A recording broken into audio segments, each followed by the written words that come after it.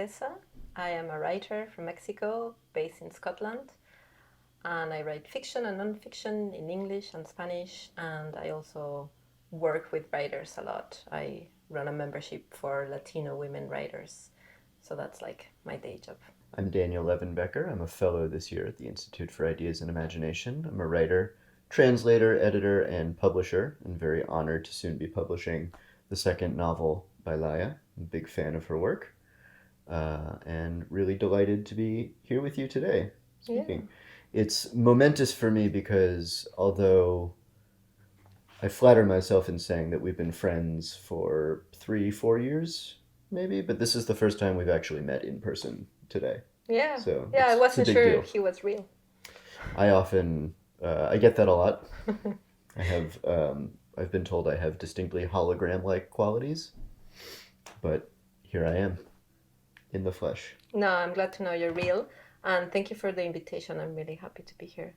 I have to say, when you said library chat, I had visions of like electric blue carpet and computers the size of a microwave, and yeah, this is much nicer. This is nicer. Yeah.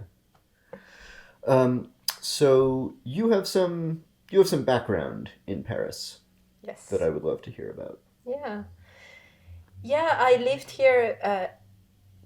I did high school here, so I was here from age 15 to age 18, and I speak French really well because I did theater at the time. I always did theater as a child, and when I arrived here, I didn't speak any French at all, but I couldn't imagine not doing theater.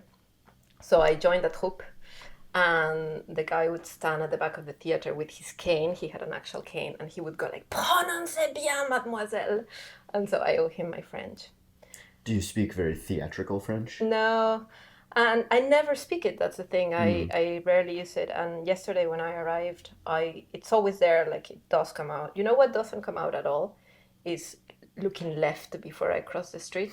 I think I've been in the UK for so long that yesterday I almost got ran over.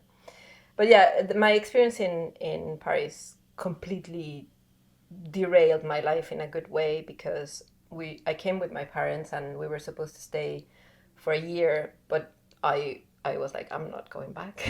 I grew up in a beautiful rural place in Mexico, but the only school nearby was an incredibly traditional school. And when I arrived here, I discovered you could do art history, and I got really lucky with high school here, and I learned French and I wanted to stay. So I ended up staying the 3 years, and it's a big part of, I think, not only my life, but also my work and the way I write and the way I think. I think it comes a lot from having passed the back and going through those rituals. Those formative moments here.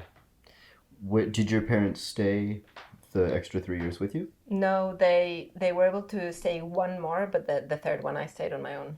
Okay. Yeah. So yeah, I also started living on my own when I was 16, and then I never lived with them again. So it was, formative, like you said. What part of Paris were you in? 14e. Okay. Pernety.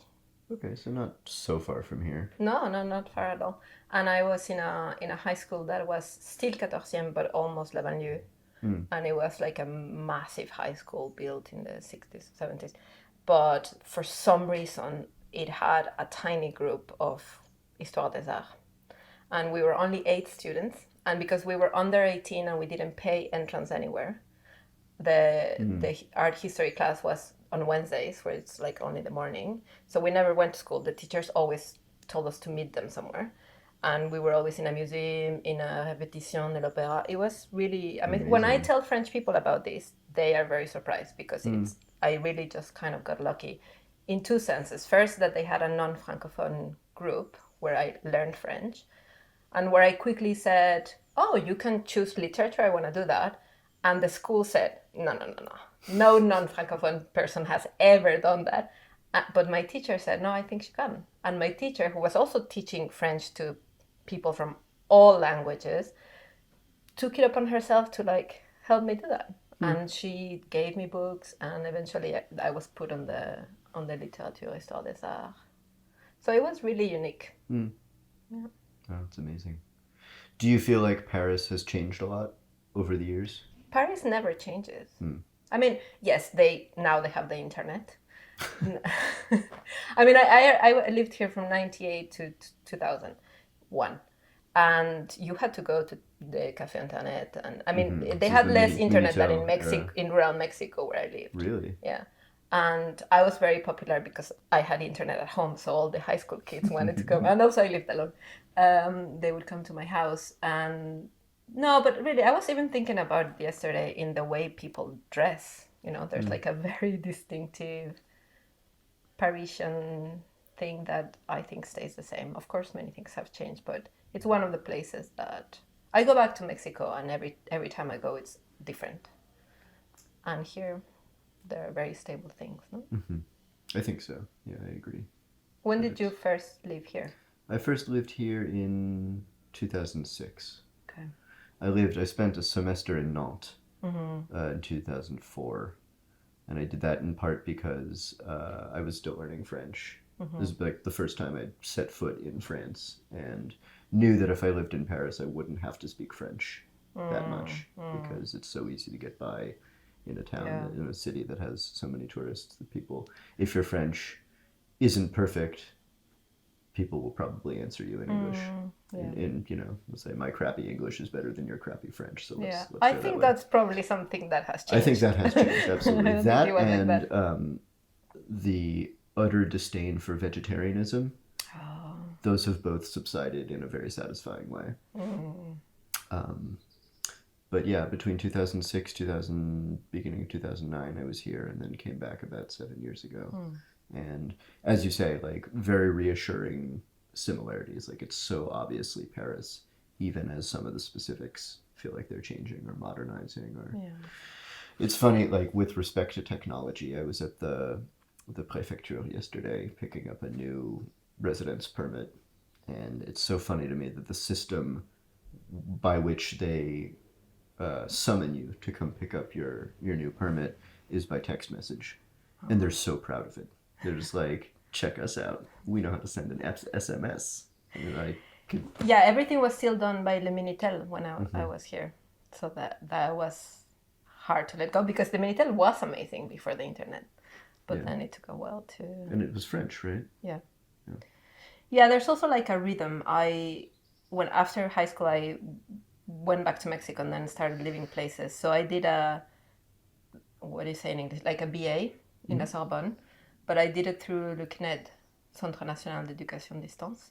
So you just come once a year to pass the exams. And I would do that every year, and I would do 16 exams in 5 days. It was crazy. God.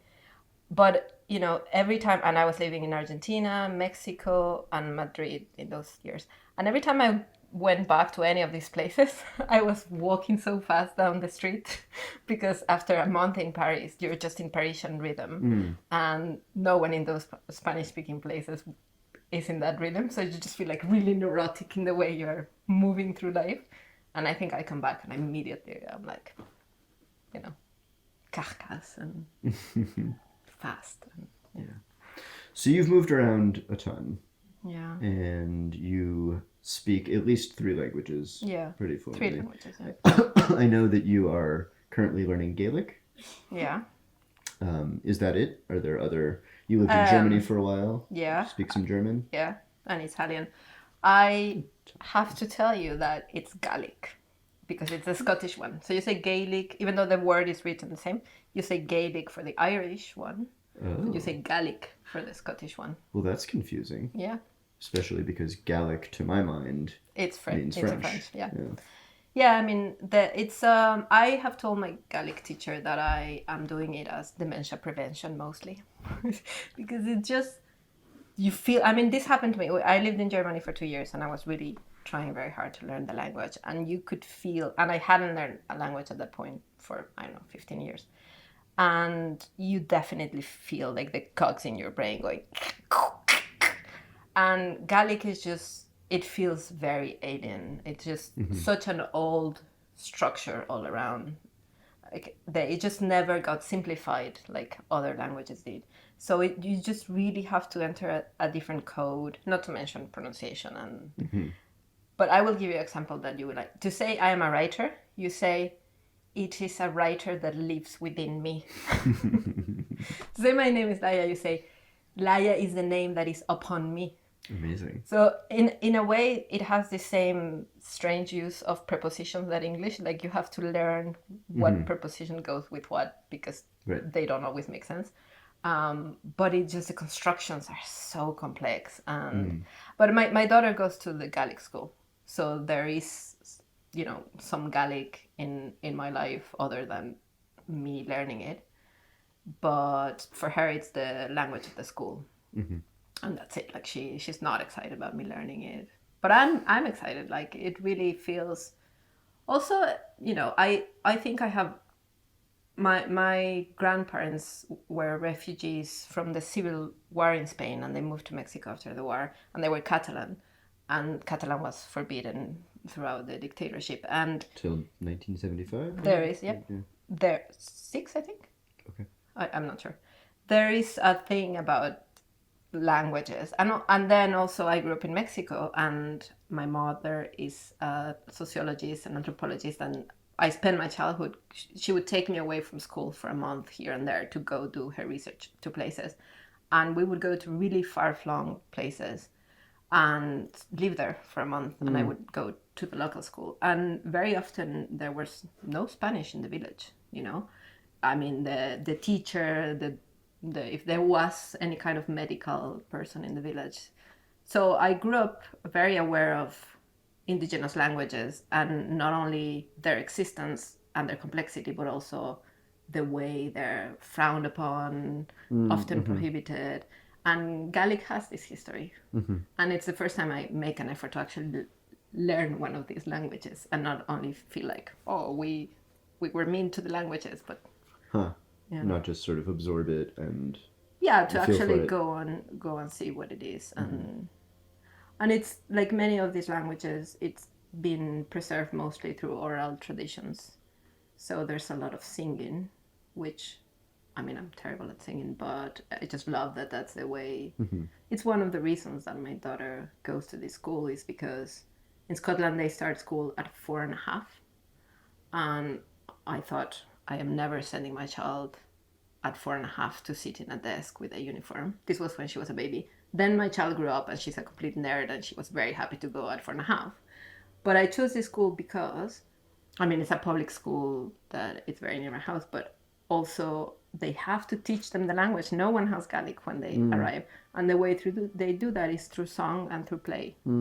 So they do start reading later than in other schools. And she's only reading now, and she's 8. So they do push it. I mean, obviously I have nothing against reading, but I do think like there's no point teaching it before 6.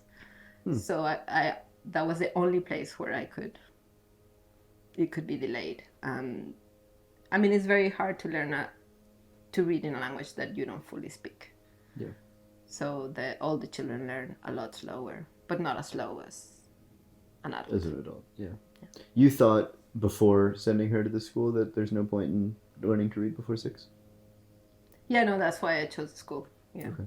Yeah. How did you come to that conclusion? I mean, it's really rare that the UK starts so early primary school. Most countries go 6 to 7, and the structures in place, you know, in the US, I think it's 6. You have pre-primary. Right, there's like nursery school and kindergarten, but yeah. But it's not only reading, it's like the expectation of being sat down at a desk and following rules instead of doing free association and free play. And the way you learn to read is like very, very soon. It's not, the problem is not reading, is that there is a right way to do things and a wrong way to do things, right? So it for me, it constrains learning experiences to something you have to be taught through reading, whereas free play and other forms of, you know, other pedagogies that wait a little longer to teach writing are embracing like a more, you know, like in a way, more neuronal pathways, right? Like just different ways to learn through movement, through sound, to different things. And I think the moment you're sitting down at a desk and expected to fill in things, that's out the window a little bit. Yeah. It's funny. So one of the first things that we discovered that we had in common when we were emailing few years ago was the Oulipo. Yeah. Was this the French literary group that I'm involved in that is very interested in constraint Yeah. and the generative potential of these structures.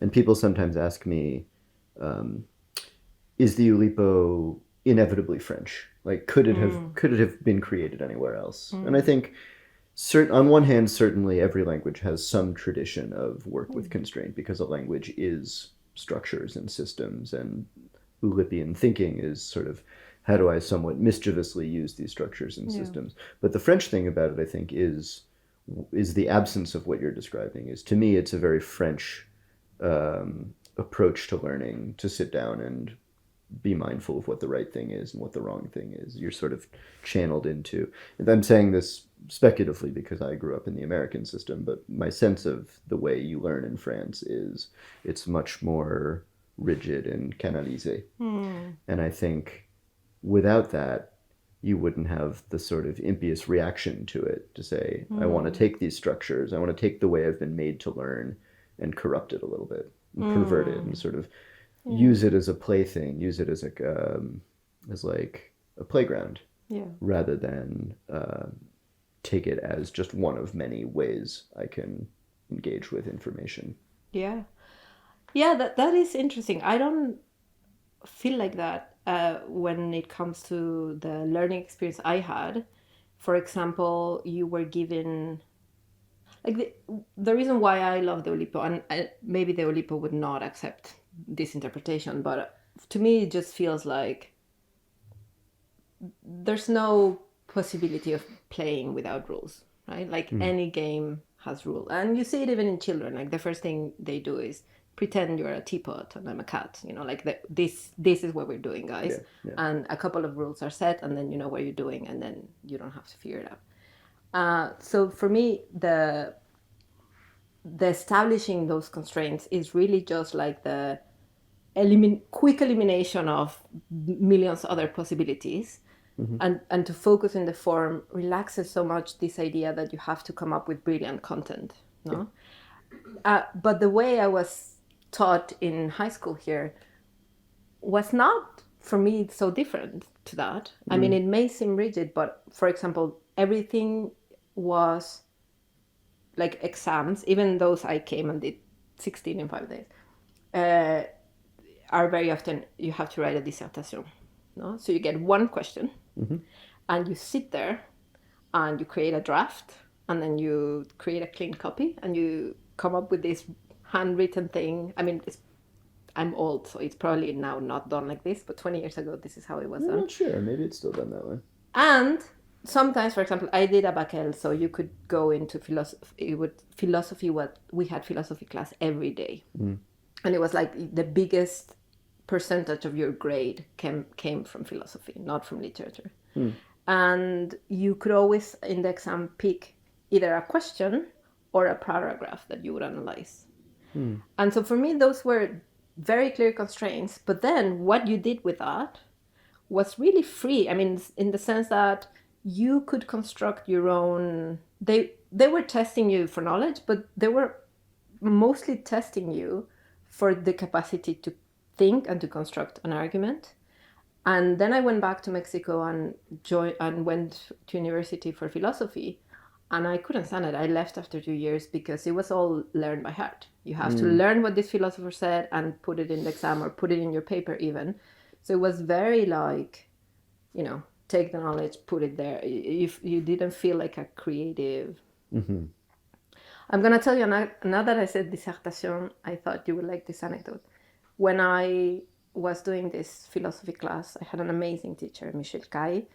He founded the psychoanalysis in La Sorbonne. It wasn't taught before. He's an amazing character, and I have no idea what he was teaching in that lycée at the time, but he was my teacher. And he would sometimes make me stay after the class to go over my dissertation. And he would be like, the argument is great, everything fine, but ce mot-là, il est à l'envers, ce mot-là, il est à l'envers, this word is backward, this word is backward.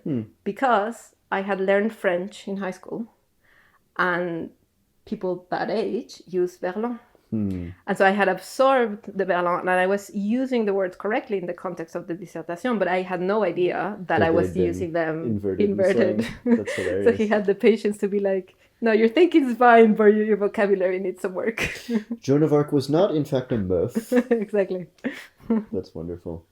So one of the things that drew me to your writing is this capacity you have for this like very sensitive attention to language, not just one language at a time, but multiple, like, you know, the sort of interplay of languages and their historical backgrounds and the way that they are embodied in, you know, human exchange, and also this very playful interest in games and ways words do things that we might not expect them to, which leads me to the other big topic I wanted to get into with you, which is translation.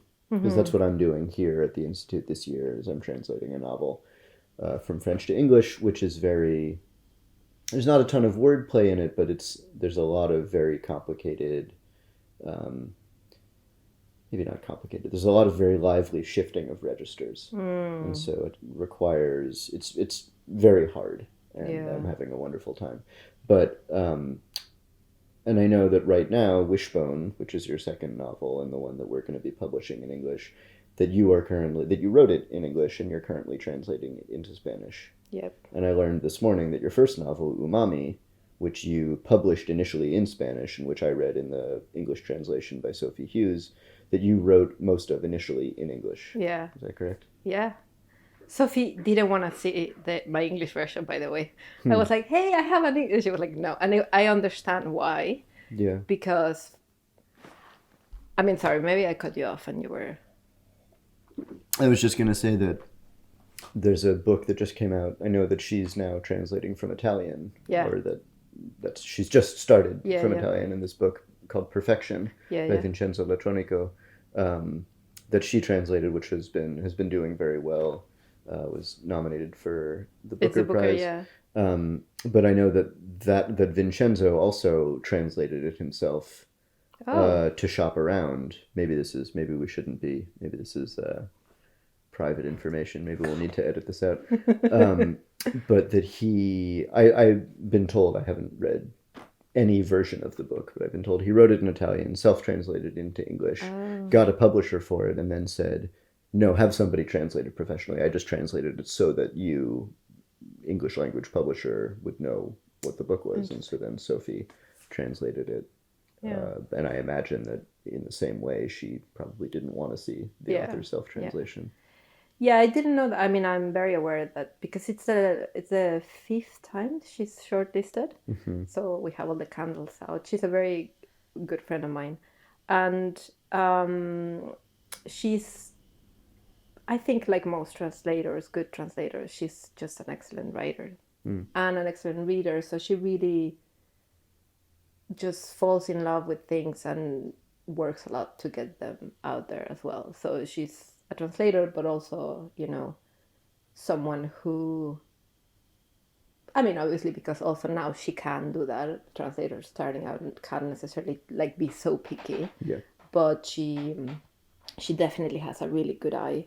And I heard the works she did in Umami was amazing. And she let me, like, there are parts in Umami that are very wordplay, you know, like there are some prayers that I was rewriting, and there are a lot of made up colors and all these things. She just, like, let me have my fun. And so I wrote them. And the Umami exists in 10 languages, I think. But the English one is different.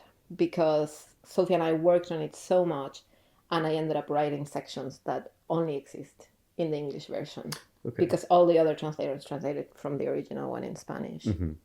But yeah, I mean, I think to go back to the self-translation, which I think is what you wanted to talk about. Yeah.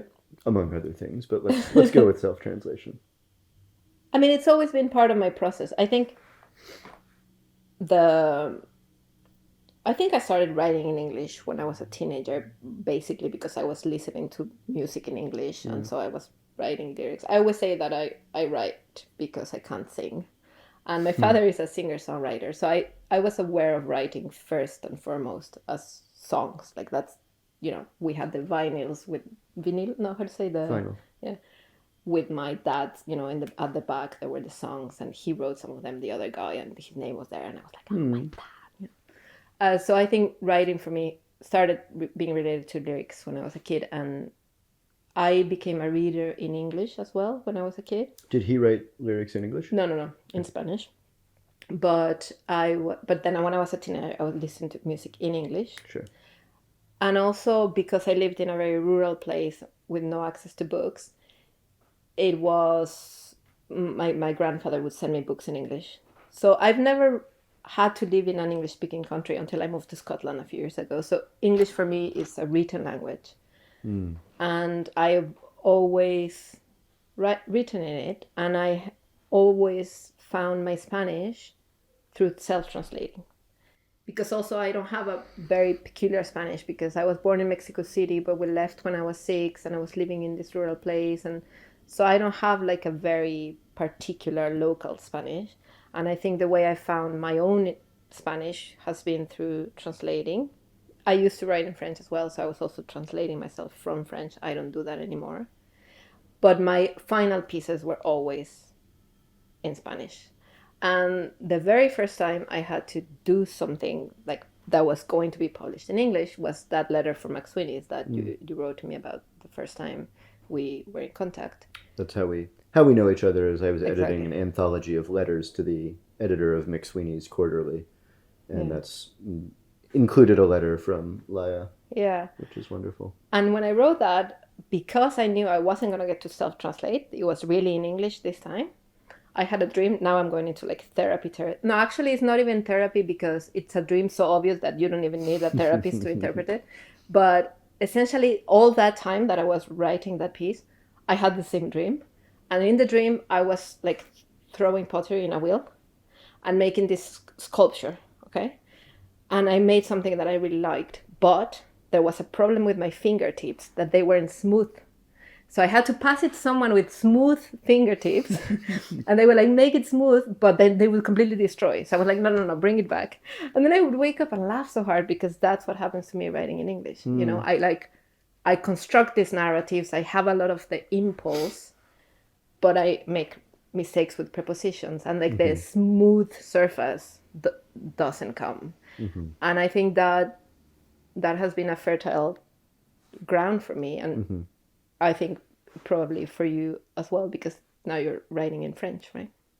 Sometimes, yeah. I mean, I do think, and I think this is as true for me in writing as it is in speaking, that like the sort of imperfectness of my fluency is the source of a lot of invention. Yeah. The source of, like I'll make up words that are so obviously not words, and I know they're not words, and that's why it's funny. Yeah. Although some French people are like, that's not a word. I'm like, yeah, obviously it's not a word, Thierry. But yeah, I think there's a very cool friction that happens. Yeah. And that we can get into questions of, I think that's actually a very live question in translation, is how smooth the fingertips should be. Yeah. And now that I'm translating like an actual book that it's finished, it's a completely different process, because I told you the other day, it's like Tetris, because it really feels to me like so pleasurable. It's like skipping the line. It's like you get directly to the fun part of just making it smooth without having... I feel like when I'm teaching, I teach a lot, and I spend a lot of time trying to invite people to just consider the idea that they're not constructing a narrative and world building and all these things that sound like completely, terrifying, but that instead they trust that they're like unearthing something that exists there, you know. And of course it's work, it's hard work, you're mining, it's work, but you can trust that the thing exists, and then you'll find all the bones and they will be all scattered and you will have to move, but the thing exists. And that kind of trust has helped me in my writing always. And I think that's why constraints help me as well, because they like push me off to something and I just trust that something will come. And with translating, it's like you don't even need the trust. Like the beast is actually already there. Yeah. And you are, and in my case, it's probably even more free because it's my book, so I can.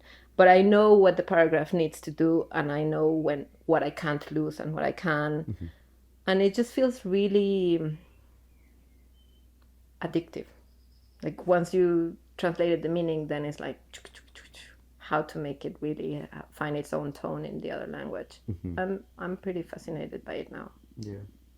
For me, as somebody who is really drawn to, like, I love writing sentences.